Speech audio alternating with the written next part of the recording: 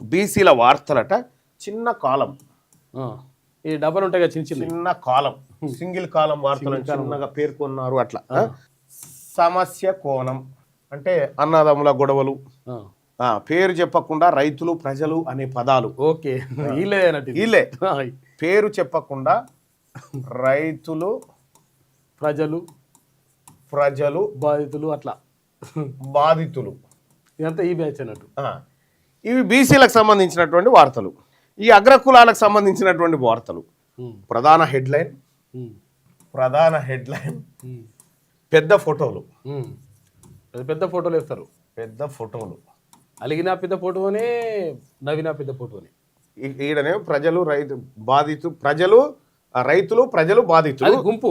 ఈడనే specific CM, మంత్రులు, party నేతలు, అంతే. ఇవి అగ్రకులాలకు సంబంధించినటువంటి. సో ఇవి దాదాపు 78% వార్తలు ఇగో ఈ సార్లే. మొత్తం ఈ చిన్న సమస్య కోణము రైతులు ప్రజలు బాధితులు ఇలా కలిపి 22%. అది ఇక ఓ రకంగా చెప్పాలంటే ఇదేమో బాధిత వార్తలు, బాధితులై ఎవరైతే బాధపడుతారో వాళ్ళే అన్నట్టు. ఇది నిర్ణయాధికారుల వార్తలు, పాలితుల వార్తలు అన్నట్టు. పాలకులవి ఇవి, పాలకులవి నిర్ణయాధికార వార్తలు. ఎవరు నిర్ణయిస్తారో వాళ్ళు లెక్క. ఇక ఇది మన పత్రికల కథ. ఇక ఫస్ట్ పేజీలో ఉన్న బీసీ వార్తల సంగతి ఏంది, దాన్ని విశ్లేషించమని అడిగితే ఇది ఏం చెప్పింది, క్లోజ్గా పెట్టు. లేవు, దాదాపుగా లేవు అని చెప్పింది.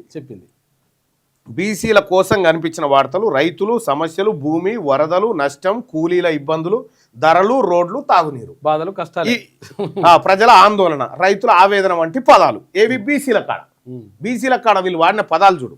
ఇవి బీసీల కోసం ఈ పత్రికలు ఇలా రాసుకొచ్చినటువంటి ఫస్ట్ పేజీలో లేని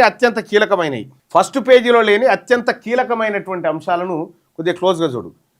బీసీ నేతల రాజకీయ నిర్ణయాలు లేవు, బీసీ రిజర్వేషన్లు జనగణన అంశం లేదు, బీసీ రాజకీయ డిమాండ్లు లేవు, బీసీ ఎమ్మెల్యేలు మంత్రుల పాత్ర లేదు, బీసీ సంఘాల రాజకీయ ప్రకటనలు లేవు.